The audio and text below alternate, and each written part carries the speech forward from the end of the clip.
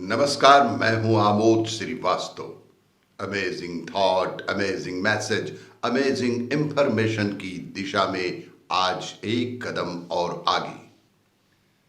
आज के इस दो चिंतन का विषय है श्राद्ध पर्व का महत्व और मध्य मार्ग के प्रणेता।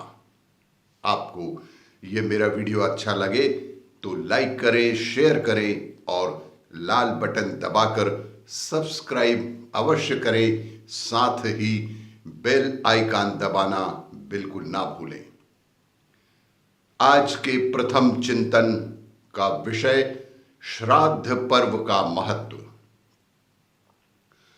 श्राद्ध श्रद्धा का दूसरा स्वरूप ही है, जिसकी मान्यता केवल भारत में ही है।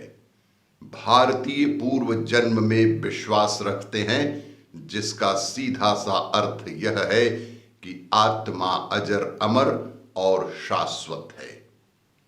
जो पूर्वज परिवारों को छोड़कर स्वर्गवासी हो गए, उनकी स्मृति का अपने पूर्वजों के प्रति श्रद्धा का पर्व है श्राद्ध। पूर्वज जो विरासत छोड़कर गए हैं, उसे संजोने का पर्व है श्राद्ध पर्व। श्रद्धा और आस्था के इस पर्व को भारत में बड़े आदर व सम्मान के साथ मनाया जाता है। इसके नियम का, नीतियों का पालन किया जाता है। इसकी विशेषता विधि है जो इस प्रकार है। श्राद्ध पर्व की विशेष विधि है जो कि इस प्रकार है कि हम किसी भी तीर्थ स्थान, किसी भी पवित्र नदी, किसी भी पवित्र संगम पर नहीं जा पा रहे हैं, तो निम्नलिखित सरल एवं संक्षिप्त कर्म घर पर ही अवश्य कर सकते हैं। दूध में पकाए हुए चावल में शक्कर एवं सुगंधित द्रव्य जैसे इलायची, केसर मिलाकर तैयार की गई सामग्री को खीर कहते हैं। इस तरह से खीर बनाकर तैयार कर लें। गाय के गोबर के कंडे को जलाकर पूर्ण प्रज्वलित कर लें। उक्त प्रज्वलित कंडे को शुद्ध स्थान में किसी बर्तन में रखकर खीर से 3 आहुति दे दें। इसके नजदीक जल का भरा हुआ एक गिलास रख दें अथवा लोटा रख दें। इस द्रव्य को अगले दिन किसी वृक्ष की जड़ में डाल दें। भोजन में सर्वप्रथम गाय, काले कुत्ते और कौवे के लिए ग्रास अलग अलग से निकालकर उन्हें खिला देना श्रेयस्कर होता है। इसके पश्चात ब्राह्मण को भोजन कराएं। फिर इस सब कर्म के बाद ही स्वयं भोजन ग्रहण करें। पश्चात ब्राह्मणों को यथा योग्य अर्थ दक्षिणा भी प्रदान करें। आज के दूसरे चिंतन का विषय मध्य मार्ग के प्रणेता।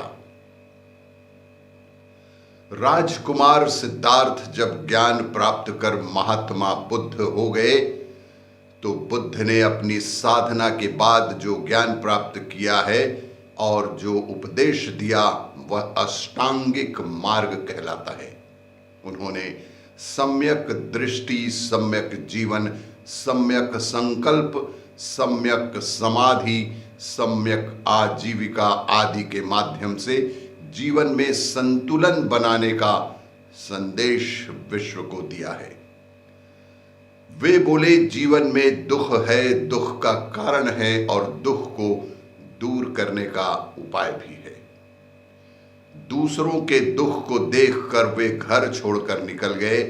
जंगल के रास्ते से जब वे जा रहे थे, तो गंधर्व लोग गीत गा रहे थे, जिसका मतलब था कि वीणा के तारों को इतना मत कसो कि टूट जाए, और इतना ढीला भी मत छोड़ो कि आवाज भी संगत ना निकल पाए। इसका आशय यह है कि मध्यम मार्ग अपनाओ। मध्यम मार्ग ही संतुलन का मार्ग है, जिसमें व्यक्ति संसार में रहते हुए भी करतार की ओर बढ़ सकता है। एकाएक यदि कोई घर छोड़ता है तो हो सकता है कि उसे अतिरिक्त वासनाएं, घटनाएं भटकाए हुए रखती हैं और साधना भक्ति में मन टिकने में परेशानियां आए। लेकिन जो संसार में रहते हुए सांसारिक वासनाओं से तृप्त है, उसका भगवान की भक्ति में आसानी से मन टिक भी सकता है। भिक्षुओं को समता का उपदेश देते हुए भगवान बुद्ध ने कहा कि जिस प्रकार भिन्न भिन्न स्थानों में अनेक नदियां बहती हैं, किंतु जब वे सागर में मिलती हैं तो अपना पृथक अस्तित्व खो देती हैं, उसी प्रकार बौद्ध बन जाने के बाद आप सभी एक हैं, सभी एक समान हैं, मध्यम मार्ग के हैं। आपको ये मेरा वीडियो अच्छा लगे तो लाइक करें, शेयर करें और सब्सक्राइब अवश्य करें। धन्यवाद।